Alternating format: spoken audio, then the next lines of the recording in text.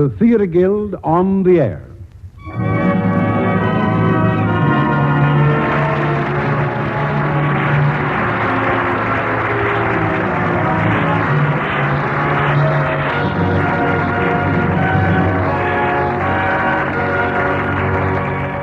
Tonight we bring you S.N. Behrman's comedy, The Second Man, starring Alfred Lunt as Clark Story, Jessie Royce Landis as Mrs. Kendall Frayne, Peggy Conklin as Monica, and Paul McGrath as Austin.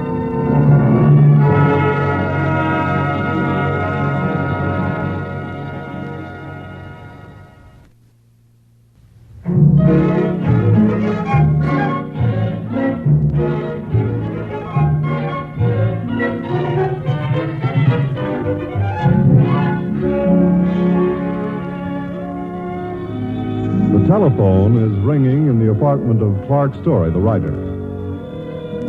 But Clark Story is not there to answer it. Clark Story has not been there all afternoon, but his phone has been answered every time it has rung. It has been answered by Mrs. Kendall Frayne.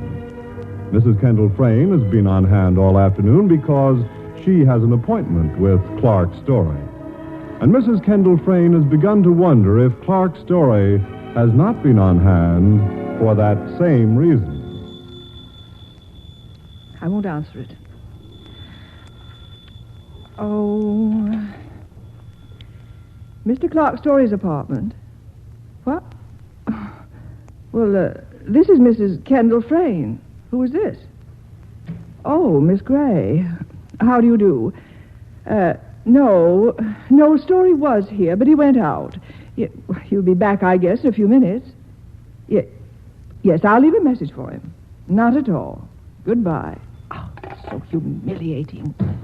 Hello, Kendall. I'm late. I'm awfully sorry. Story, I'm leaving. Oh, come on now. I'm not so late. Only an hour? Well, the distinguished English novelist insisted on my dropping into his hotel, and we got to talking. I'm leaving. Honestly, Kendall, I rushed up here as fast as I could. I had a fight with one taxi driver, and it took me hours to find another. Now, please don't be angry. I'm full of things to tell you. This always happens. Besides, I thought you'd be quite comfortable. I left my new story for you to read. That took exactly 15 minutes. Only that? Really, I must write a novel. Story, you've got to stop treating me like Well, this. I swear I only stayed so long because I thought it would amuse you to hear about the great English novelist. I kept saying to myself, now, this will amuse Don't Kendall. talk to me like that. It's all right for Monica Gray. It's transparent to me. She just telephoned you, by the way. What'd she want? You. Naturally. It was humiliating. I had to say you'd gone out. Of course, she knew I was waiting for you. Well, I'm going. No, please, just a minute. You're being very... hello? Oh, hello there, Austin. What about? Monica? Again? But I thought you were all set. Oh, you take her too seriously. Well, I'm busy just now. Mrs. Frayne. Sure, later. Yeah, goodbye. Austin Lowe, all burned up about Monica Gray. And she's all burned up about you. Nonsense. She's a baby. Doesn't know what she wants. I think she does. Why don't you marry her? I have other plans. Meaning? Meaning you. Why should you want to marry me outside the fact that you love comfort and I'm rich? Well, outside of the fact that I love comfort and that you are rich, I like you very much. I like you enormously. You're the most intelligent woman I know. No, not so intelligent. I discovered that just now, waiting for you. How? I was jealous. Of a celebrated English novelist? Oh, you misunderstand me, Kendall. No. Jealous of your independence of me, your self-sufficiency. I saw you there talking, enjoying yourself, reveling in your own fluency. I realized perfectly well you'd forgotten me. Or if you did think of me, you're saying, oh, she'll wait. I was jealous, Story. You, too. My last hope is gone. You see, Story, you aren't the least bit in love with me. Well, I feel a much rarer, more stable emotion, friendliness, and all sorts of affection. Yes, I know. I was hoping that you and I might demonstrate the triumph of the loveless marriage. I might even bow to that Story if I didn't think you were in love with Monica Gray. Uh-huh. You've noticed how I look at her. Oh, yes. It's quite obvious that you want her. Well, perhaps. But aren't you a bit confused? I may want her, but does that mean I love her? You're impossible, Story. Well, anyhow, what difference does it make? Monica will marry Austin Lowe.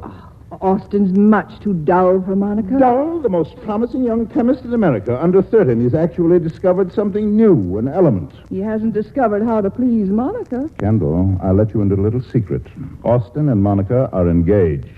That's not the way I heard it. Just happened yesterday. And today it's all over town that you and Monica are engaged. Who'd say a ridiculous thing like that? I'd suspect Monica, wouldn't you? No, Monica would never say that. She knows I'm not going to marry her. How does she know? Because I told her the last time she proposed to me.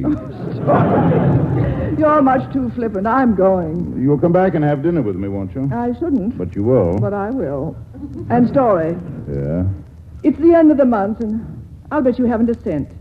Oh, I sold a magazine piece the other day. Yes, but you won't be paid for that for a while. Let me give you a check to tide you over. Oh, Ken, this is bad. You give me $200 now and $500 another time and $400 Why another. shouldn't you take my money? I've more than I need. Yes, but this way it's so demoralizing. Ken, you've got to marry me and put me on a regular allowance.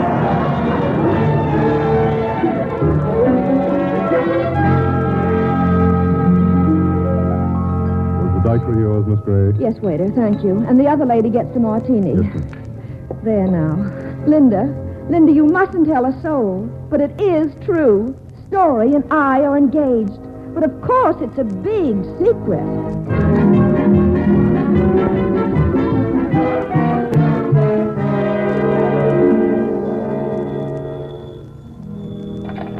Hello? Yes, this is Monica Gray. Oh, Harriet. Darling. Yes, it's true. Clark Story and I are engaged. But he'd be furious if he thought I'd told anybody.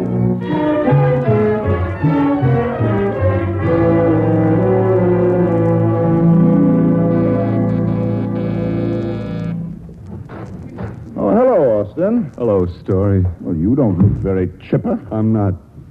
Story, I have to talk to you. What about? Monica. Monica?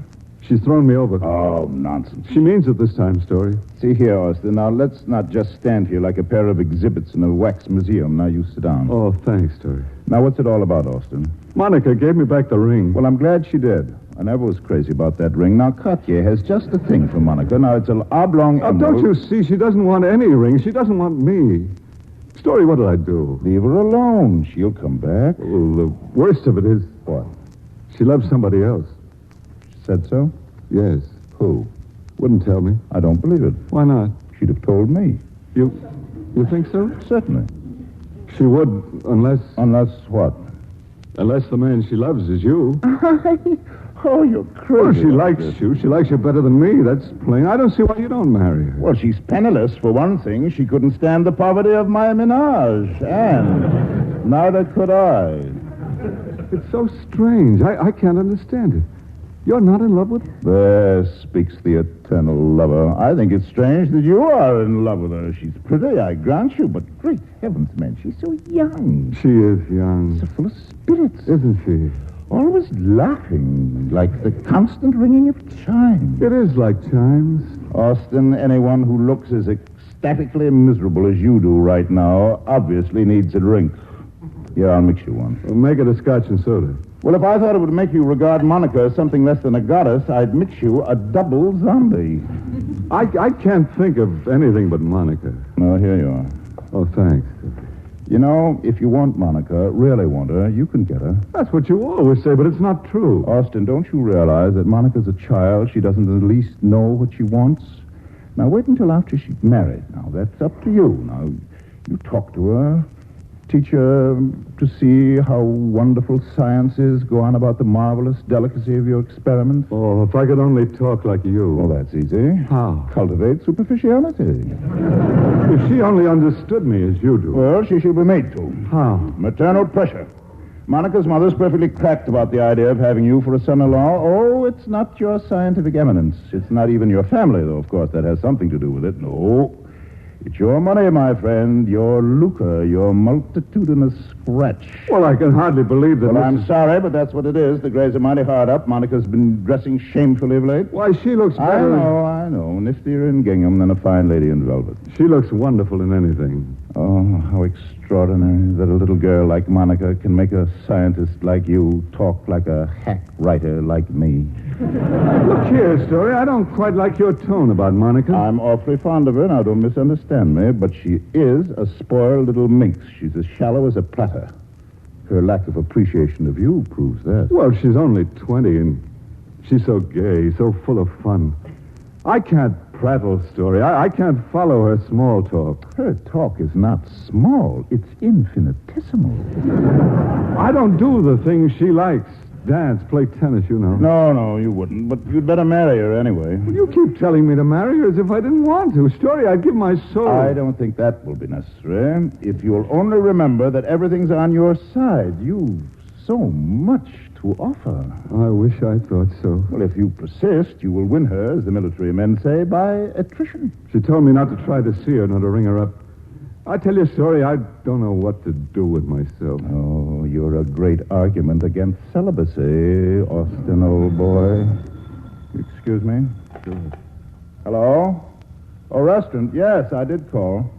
I want dinner for two served in my apartment up here. Oysters, then clear soup, supreme of chicken with mushrooms, salad.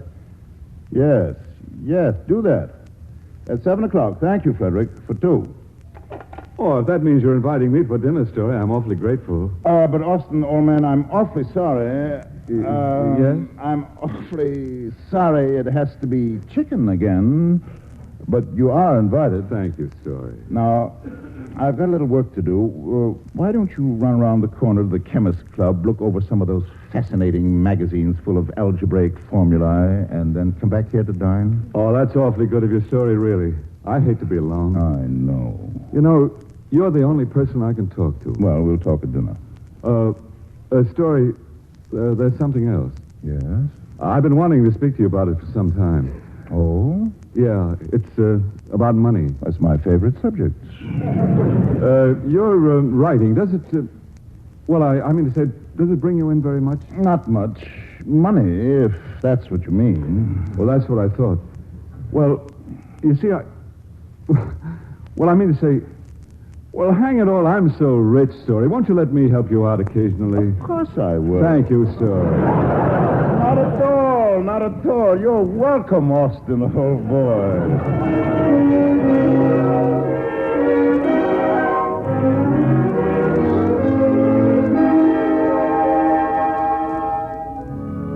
Hello, Monica. I'm in my apartment. Of course. All right. Well, what if I did tell you I wasn't going to be here? But I am here, and I wanted to make sure that you'd come over. No, your ears are functioning quite well. Now make it soon. Goodbye.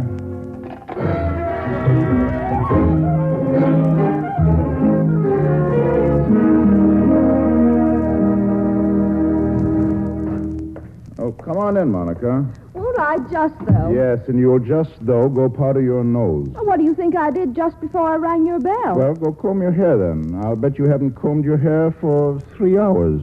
Why do you want to get me out of this room? Because the telephone is in this room, and I want to use it privately. All right. But it doesn't take me long to comb my hair.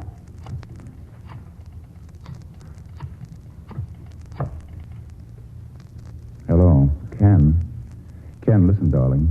Will you ring me up in about 15 minutes? Now, never mind what I say. Just phone me. Comedy, my dear. I'll tell you later. Oh, and Ken, I've changed my mind about dining here. I'll come to your place about 6:30. Yes, darling. I did order dinner, but I'm going to let 2 other people eat it. Goodbye. All right, Monica. Your hair must be beautiful by now. Oh, thank heavens. Story, what was that phone call about? Business, just a plot I'm working on. Is it a wonderful story? Yes, with a happy ending. They get a divorce. You're cynical. But you do write wonderful stories. My stories are dishwater. Dishwater with eau de cologne in it. Why did you ask me to come here? Because I want to know about you in Austin. I can't go through with it, that's all. But you definitely told me you'd made up your mind to marry him. You're not a bit nice today. You're an awful nitwit, Monica. I'm not. You're a nitwit. Story, tell me the truth. Wouldn't you rather have me sitting on your lap than Mrs. Frayne? I can't imagine Mrs. Frayne sitting on anybody's lap. No one requires you to imagine that, my dear. I don't like Mrs. Frayne. She likes you. I don't believe it. I'm sure she says nasty things about me. She doesn't discuss you. She thinks you're very pretty, but adolescents.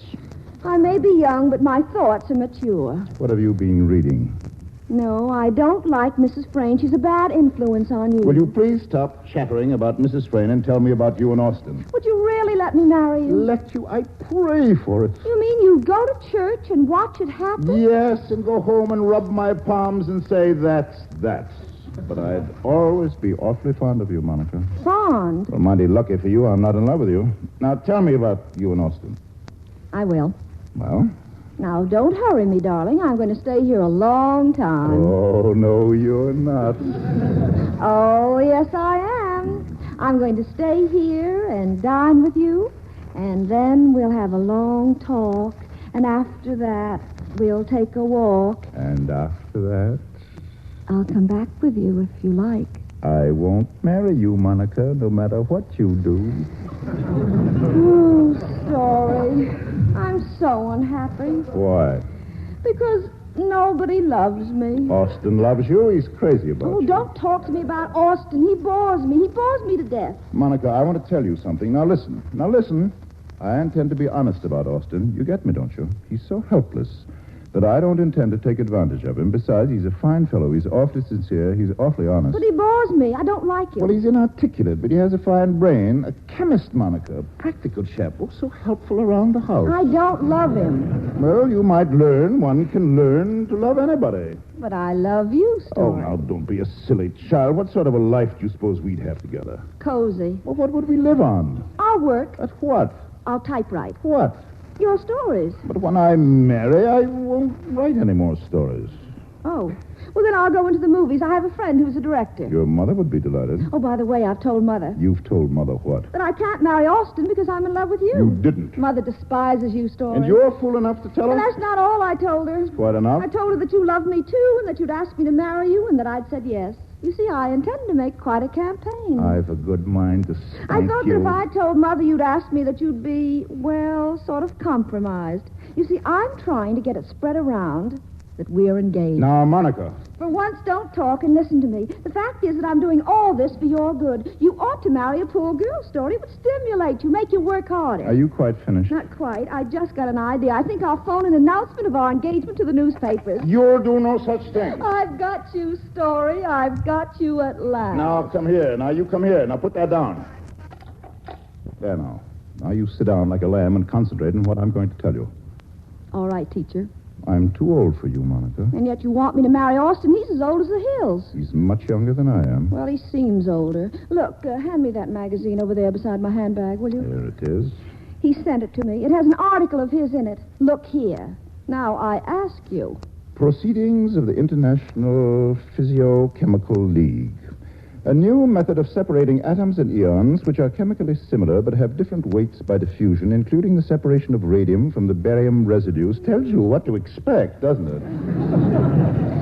Now, whatever do you think Austin thought I'd see in that? Now, wait. This is very touching, Monica. This is his great work, and if you had any imagination, you would see that giving it to you was a tender and beautiful gesture. Now, this is Austin's lyric, Monica. Oh, you're so generous about others' Story. I love you for it. Don't be too sure of my motive. Perhaps it's because I want to conveniently get rid of you. Well, I won't marry Austin. Why not? He won't bother you. Spends ages in his laboratory, you know. Well, I'm sure he doesn't sleep in his laboratory. Monica, really? Impossible. Story, am I so terrible? Don't you love me at all? I'm awfully fond of you. But I'm going to marry Mrs. Frayne, if she'll have me. Oh, just because she's rich. The trouble with you is you're selfish. Of course I am. Well, just admitting it doesn't do any good. You like to go about and be petted by people and your silly little comforts. Story, I know deep down you're fonder of me than of anyone. Just as I know that I'm fonder of you than I ever shall be of anyone. Oh, Monica. Monica, you're so young. Story. No. Story, darling. Kiss me. Don't answer it. It's Austin. Thanks. Austin? Oh, well, I think it's Austin. Don't answer it. He'll go away. Come on in, Austin. The door's open. Promise me you'll get rid of him. Promise. Hello, Story. Monica? Speak to the gentleman, Monica. Hello, Austin. I'm awfully glad to find you here, Monica. Are you? Yes. You excuse me? Yes? Oh, hello. Waiting for me? But our engagement was for Sunday, wasn't it? No, is this Sunday? Oh, how stupid of me. Yes, of course, I can make it easily. I'll be right there. Goodbye. Well, certainly lucky you two are both here. Why, what's happened? Why? Well, I had a date for Sunday, and I thought it was Saturday, and here I've gone and ordered dinner for 2 cents up. Austin, would you mind dining with Monica instead of me? Here? Yes, I've ordered a delicious dinner. Oh, I'd love to. Well, that is, if Monica... Oh, I'm delighted. I'm simply overjoyed with happiness. Well, I really got to dash. Oh, Austin, would you mind lending me $1 for taxi fare? I don't believe I have a cent on me. Oh, of course.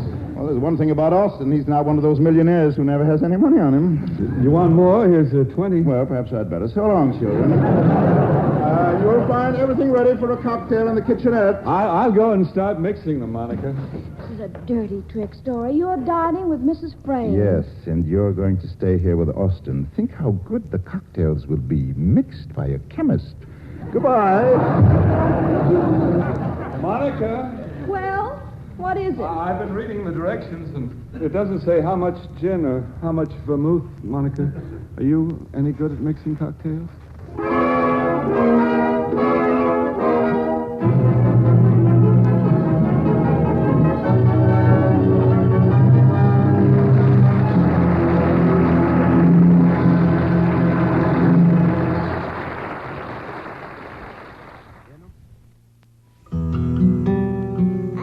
The man in the moon and birthday cakes and my daddy.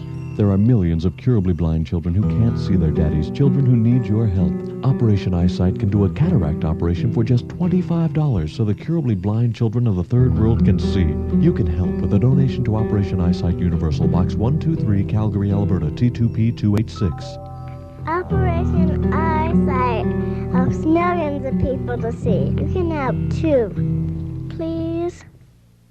You are tuned to FM 105.7, CHRE. The curtain rises on Act 2 of The Second Man, starring Alfred Lunt as Story, Jesse Royce Landers as Kendall, Peggy Conklin as Monica, and Paul McGrath as Austin.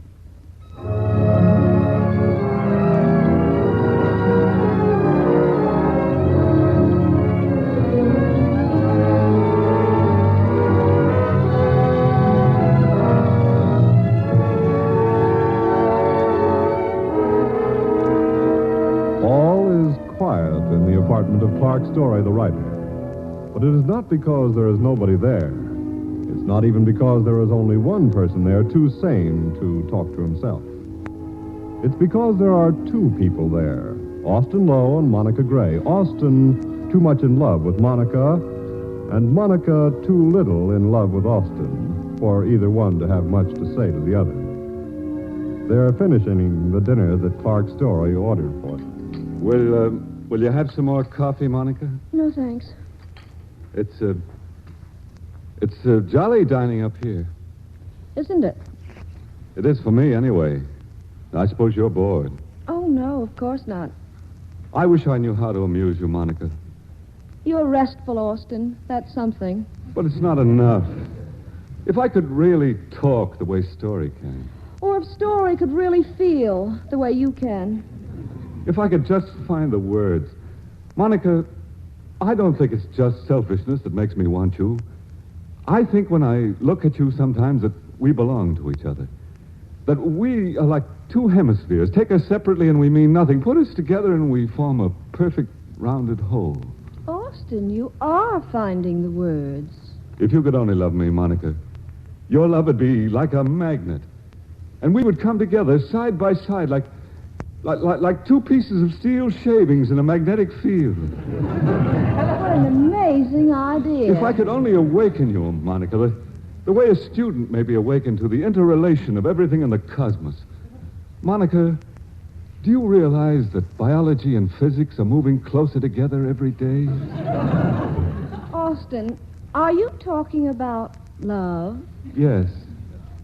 Well, I guess what you mean is that you're in love with me. And if I were in love with you, then we'd be in love. I guess so. You're a dear, Austin. Far too nice for me. I'm just a restless little nobody who doesn't know what she wants. You're fairly certain about what you don't want. Austin. Yes? Do you like Mrs. Frayne? Yes, I think she's a lovely woman, don't you? She probably was. I wonder, will Story really marry her? I've no idea. I think she's in love with him. Why not? I think it would be a good match, don't you? How can I tell? Story sees her every day. Can't we really find anyone to talk about except Story? Well, you're so keen about him, What makes you think that? aren't you? I despise him. But last night... Last night doesn't matter. Today does. I despise him. Well, then perhaps... Perhaps what? If there's no one else, I mean, if you're not in love with Story or anyone else, perhaps... Please, Austin. Oh, Monica. Monica, you're crying. Aren't you happy? Not very. Why don't you marry somebody else? Somebody worthy of you. Because I want you, Monica. I suppose I'm stupid. I've tried to reason you out of my consciousness. I can't do it. Well, I'm just as stupid as you are, Austin. Stupider. Why? For loving him. Loving whom? Story. Story? Of course. Who else? But he's asked Mrs. Frayne to marry him. They shan't marry. Monica, do you want to marry Story yourself? Story's in love with me. He isn't. He told me so. When? Just before you came. He lied. Why should he lie? I asked him to tell me the truth. Austin. What? Austin, look at this. A check for $500 made out to Story. Oh, you shouldn't look at it, Monica. Austin, it's signed by Mrs. Frayne. Well, they'll probably marry soon. I don't see any harm in it. She's trying to buy him. He seems willing to sell. He has no character, not an ounce. And yet, you want him? No, I'm off him for life, I swear. Oh. You want to marry me, don't you? Well, I've changed my mind. I'll marry you after all.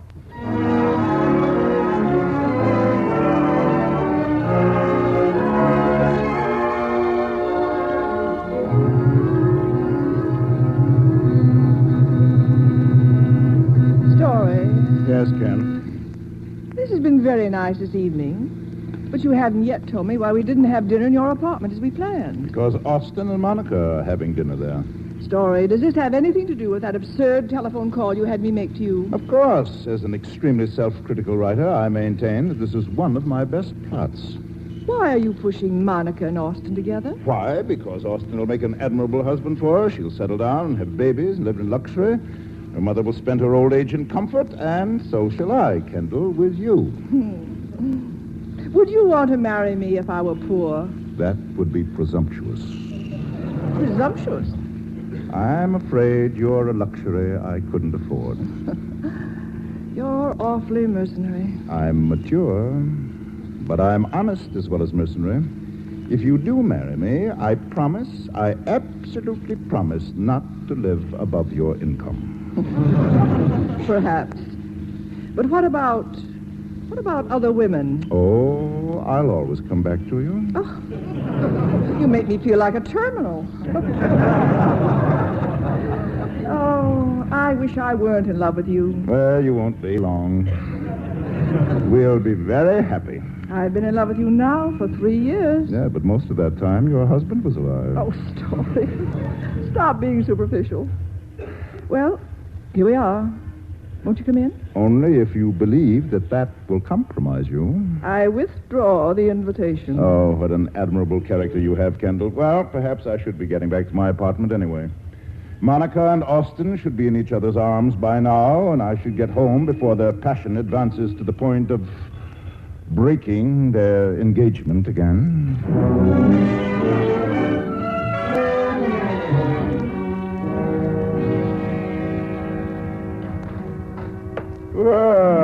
Hello, children. Oh, Story, we're awfully glad you came back before we left, because now we can tell you. Tell me what? Monica and I are going to be married after all. Well, congratulations. May I kiss the bride, Austin? You keep away from me. Austin, I want to go now.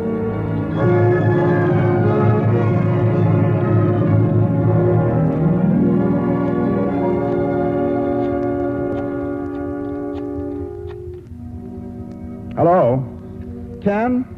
Hey, darling, my little scheme works. Yes, they're going to be married. No, look. You know, we ought to take them out tomorrow night to celebrate. Well, just leave the arrangements to me. I'll see you then. Goodbye. Story. Monica, what are you doing here? I shook Austin. I had to come back and talk to you, Story. Oh, Monica. Monica, you little fool. Oh, Monica, darling. Story. Now, whatever made me do that? Every bit of feeling that you've been pretending you haven't got, Story. Monica, What? would you mind going to the other side of the room? Very much. Would you mind not looking at your watch? Monica, see here. I have a proposition to make to you. I hope so. I propose that you turn around, march out the door, get a taxi, and go home. You just say that because you're afraid of the alternative. Oh, no, I'm not. No, you are. You are, Story. You just say that because that you don't know yourself what the alternative is. What is it? Just this. Story. Story, leave me alone. Story, don't. Story, put me down. Where are you taking me? Well, I'm sure you'll find a taxi downstairs, Monica. Story, you're hot.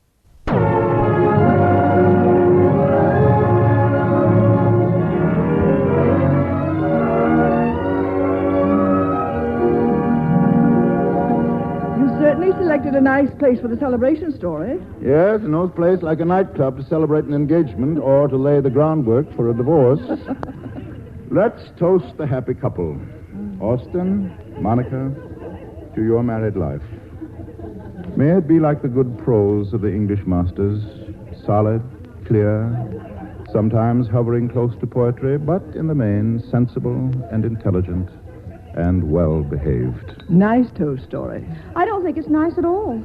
I certainly don't want that kind of marriage. What kind do you want, Monica? I'd like my marriage to be always like fine poetry, thrilling and exciting and lovely. That's a large order. I suppose you mean that only you could fill it, Story. Why, Austin? I think we'd better dance. Monica, Austin, wouldn't you like to dance? You dance with Monica.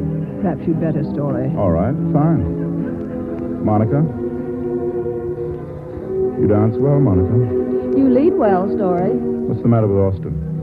Maybe he senses that I'm in love with you. Don't say that again, Monica. Story, why did you send me away last night? For your own good? No. You were afraid to be alone with me. You were afraid you'd tell me you loved me. All right. I was afraid to tell you that I love you. You can tell me now. There's a crowd around. I do love you, Monica. Tell me. Tell me. You're rare and exquisite. You're never out of my mind. Your sadness, your youth, your laughter. You know, when you laugh, it's like the beginning of the world before sorrow and death came. Darling. Oh, I am old. Old? You're not? Oh, I am. There's someone else inside of me, a second man. A cynical, odious person who keeps watching me, who keeps listening to what I say, grinning and sophisticated and horrid. He never lets me be this other man. Kill him. I can't kill him. He'll outlive me. I'll kill him for you. You can't. Even now he's looking at me. He's mocking me. He's saying, "You fool, talking nonsense to this girl, pretending that you want her above everything. You're making love to her because words come easily to you. But you really wouldn't get up early in the morning for her. You just like to touch her because she's young and lovely." Story, darling, I know you're fine and decent. Oh, yes. He hears you say I'm fine and decent, and he says the illusions of an adolescent, of a love-struck girl. I'll beat him, Story. I'll beat him. I wish you could. Oh, I just needed to know that you love me. Tell me it again. Let me hear you say it again. I love you. No, the way you said it before. But I can't now, Monica. I'm afraid the second man is in full control again.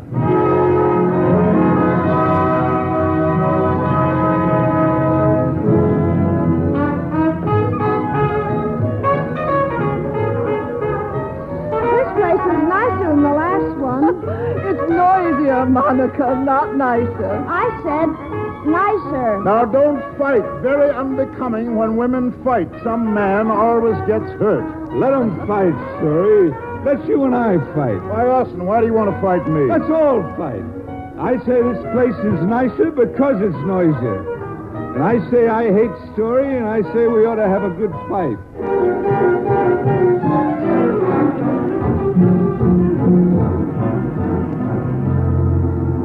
You call this noisy? What did you say? You call this noisy? Yes, don't you? I can't hear you. I said this place isn't noisy. Come on back to my house. I've got a noisy refrigerator.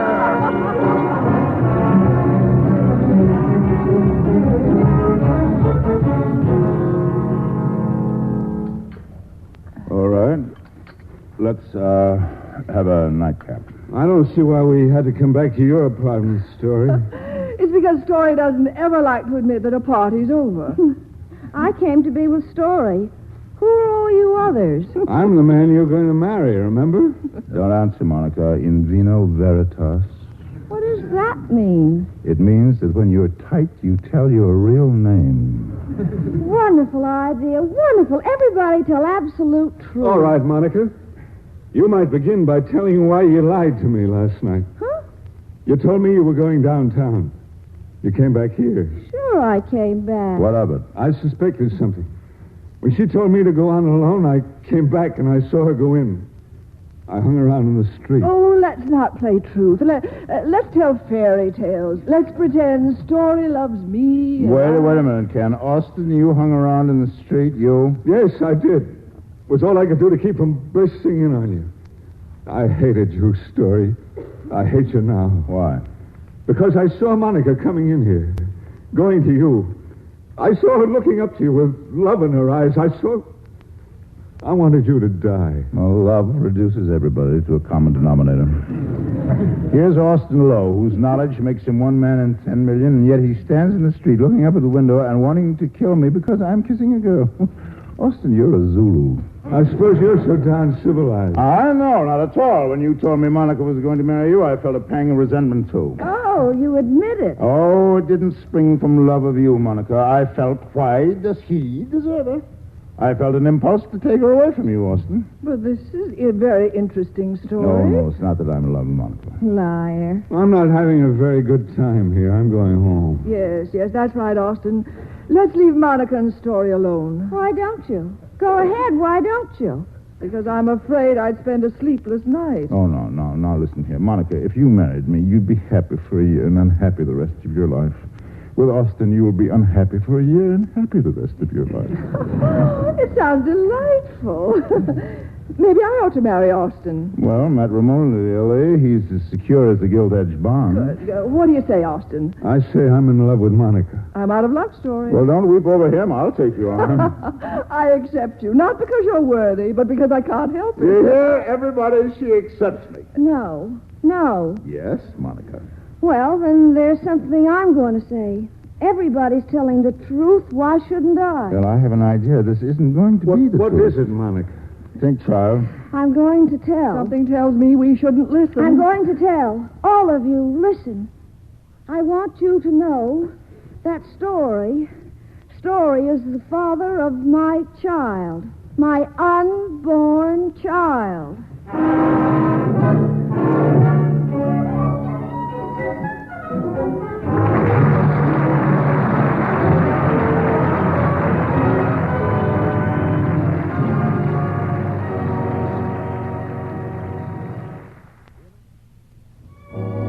And now the curtain rises on Act 3 of The Second Man, starring Alfred Lunt as Story, Jesse Royce Landis as Kendall, Peggy Conklin as Monica, and Paul McGrath as Austin.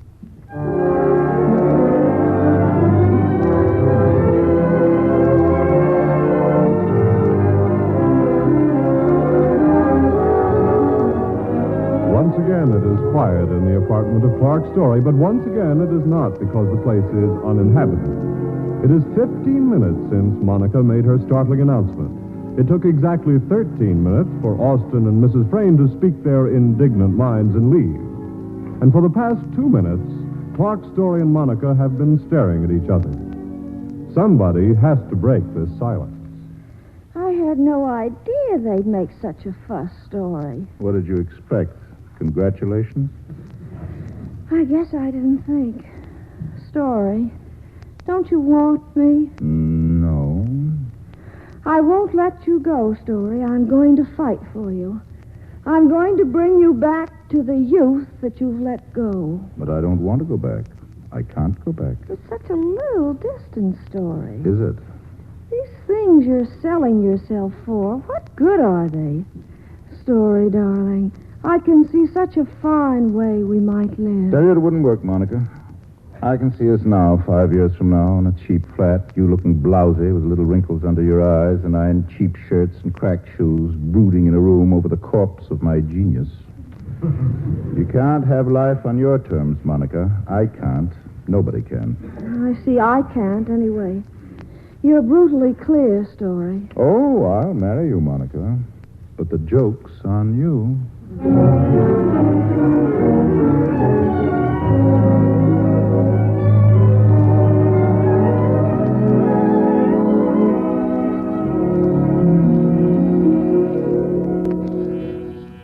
Who's that? Oh, all right, I'm coming. I'm coming. Whoever you are, what are you doing up before 11? I'm coming. Well, Austin. Hello. Sit down, Austin. Sit down. You've obviously been out in the rain. Yes. What doing? Walking. Oh, but my dear fellow, you shouldn't be doing that. You're ill. This isn't a friendly visit, Story. No? I've come to kill you. Oh, my dear Austin, you are ill. That's why I've come. I tell you, there isn't any reason on earth why you should kill me. No reason. Last night was as unreal as a nightmare. Oh, don't deny anything. It only makes you more hateful. Today, Monica will probably tell you herself it was a lie. Nothing can save you, Story. My dear chap, let me get you a cup of tea. Don't you laugh at me. There. Is that gun loaded? Why do you think I brought it? Did you go home for that thing? Well, you needn't have. I have one upstairs. I'll lend it to you. You don't believe I'll do it. That's why you're so flippant. Oh, I suppose you will. I suppose at the threshold of the great unknown, as they call it, I should be some. Words. Well, of course, habit. I'm sorry. You pressed that thing, no more words.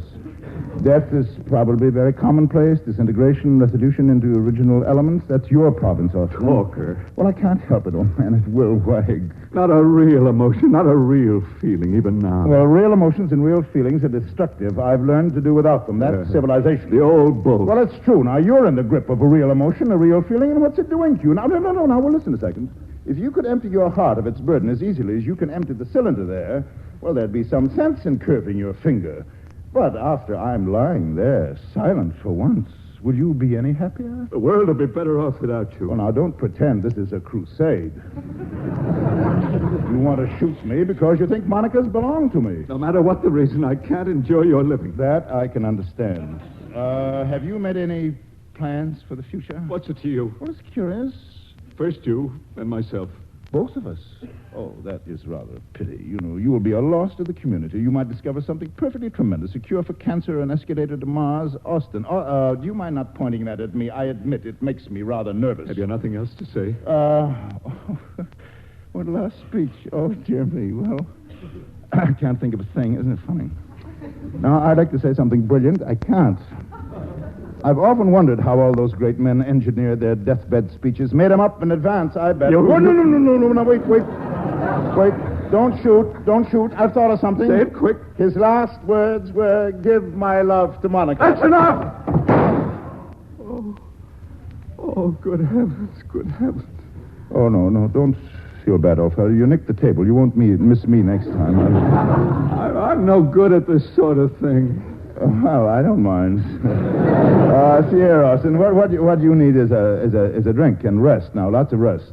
I am tired, Story. So tired. Now, Austin, look. Now, you go into my bedroom. You lie down while I fix you a nice stiff drink. Thanks, Story. Thanks very much. No, Austin, wait a minute. Yes?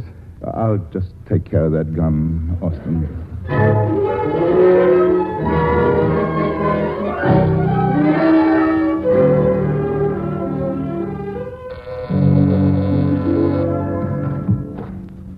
Kendall, it's delightful to see you.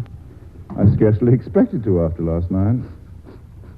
Do I smell gunpowder? Yes, Austin Lowe. He came to kill me and remained to take a nap. Oh, poor fellow. I like that. The poor fellow. What about me? You deserve it. You mean on account of what Monica said last night? Now, Kendall, even if it were true. Now, don't deny it, Story. Spare me that. I came to say goodbye. Goodbye. Yes, I'm going to South America. When? Probably on the 10th, on the Clipper. They'll give me time to get my passports. I tell you solemnly that what Monica said last night isn't true. Don't stoop to that, Story. Monica must love you very much to confess before everybody the way she did last night. You don't know the half of it. It's Monica I came to talk to you about, really. Yes? At first, I suppose it'll be a little hard for you economically, especially if you mean to do serious work. So I thought perhaps... You want to give us money to start the new life on. Well, I have so much, and I'm alone. It's an excellent idea. But I'm afraid Monica wouldn't see it. She needn't know. Would you have us both start the new life on a lie? Always laughing. Well, why not? Isn't life amusing? Kendall, you and I might have lived a civilized life. You have the two great requirements for the wife of a poor but intelligent man, money and tolerance. Unfortunately, my tolerance doesn't extend to this. This, as you call it, is a lie. It doesn't exist. Goodbye, Story. Oh, no, don't go, Ken. Goodbye, Story. Kendall, you can't leave me like this. You can't run away. You can't believe that ridiculous lie. Really, you can't. Apparently, she can.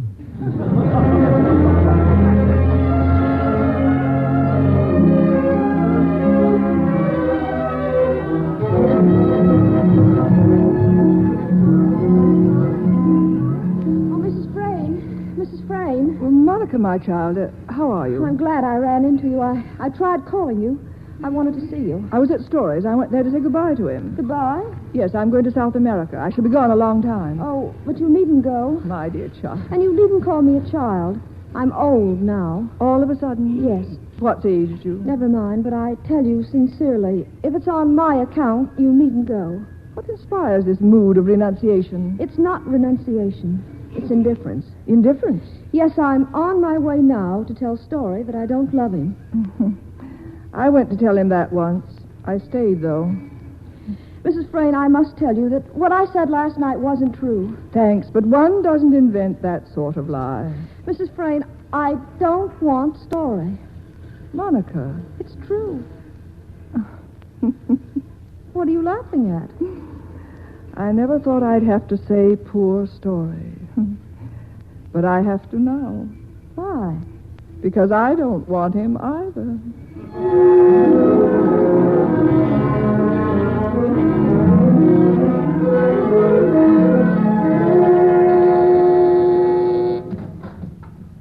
Oh, hello, Monica. Hello, Story.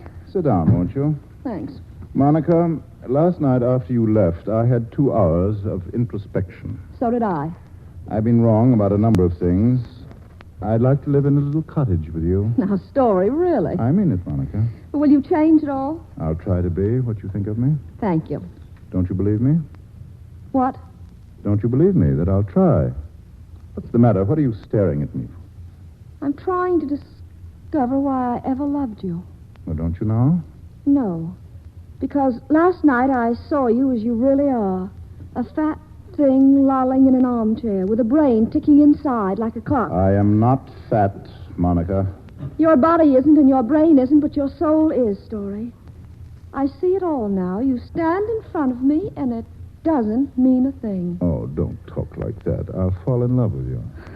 You're too clever for me, Story. Your emotions are too complicated. Oh, I wish I were like Austin. His emotions are as simple as a child's. No second man peering over his shoulder. He's a darling. The darling almost shot me this morning. Shot you? He came here in a simple, uncomplicated mood. He's a rotten shot. Where'd he go? He's taking a nap. Well, how is he? Feverish. He's been up all night walking in the rain. We ought to have a doctor. I don't think so. Champagne and jealousy. What did he say? Well, he was incoherent. Had an idea he ought to avenge your honor, I suppose. Acted like a moving picture hero and talked like an idiot, if there's any difference between the two. Well, didn't you tell him that what I said last night? Of course I told him, but he wouldn't believe me. Nobody will believe the truth now. Really, Monica. Think what he must have gone through to want to do that. Hey, can you imagine the trial if he'd succeeded? Wouldn't the newspapers love it?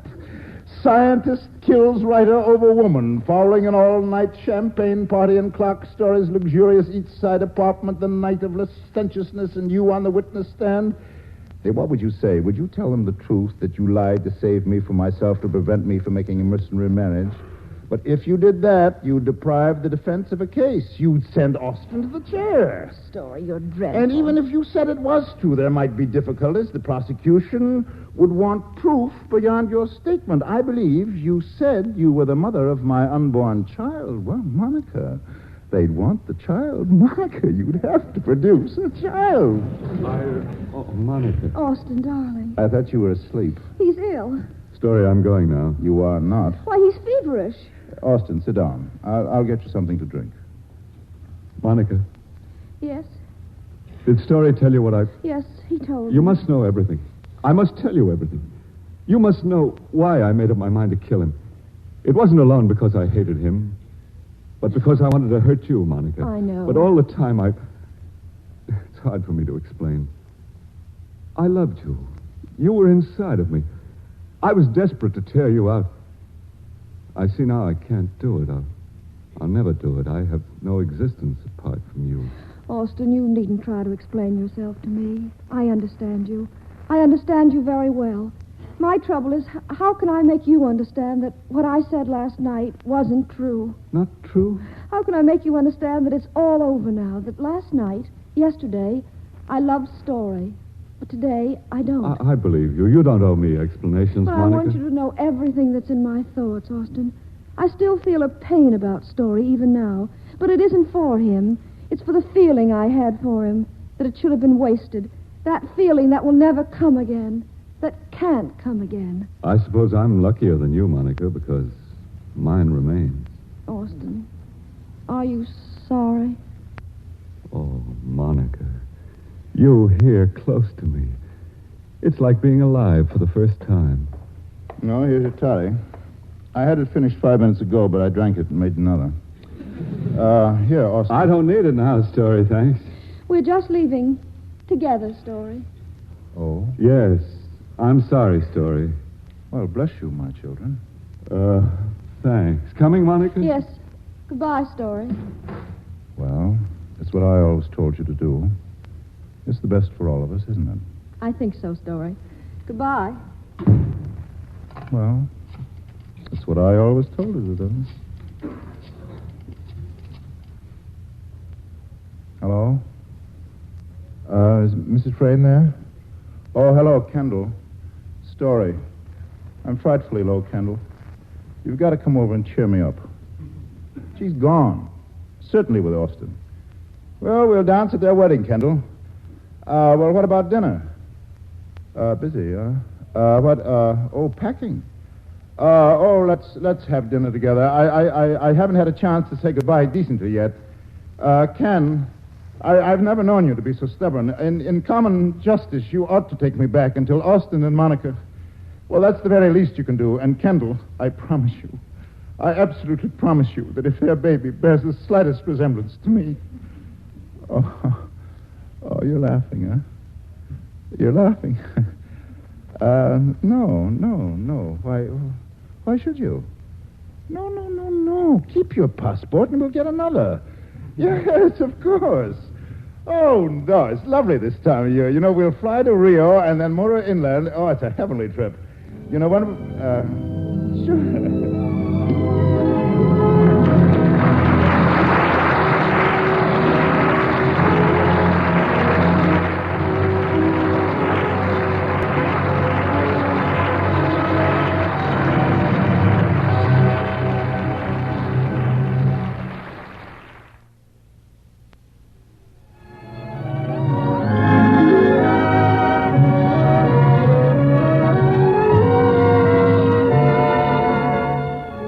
Staff for the Theater Guild on the Air includes Homer Fickett, director, George Kondoff, producer, and Armina Marshall, executive director of the radio department. Music for tonight's play was composed and conducted by Harold Levy, and the play adapted for radio by Kenyon Nicholson. Your announcer, Norman Brokenshire.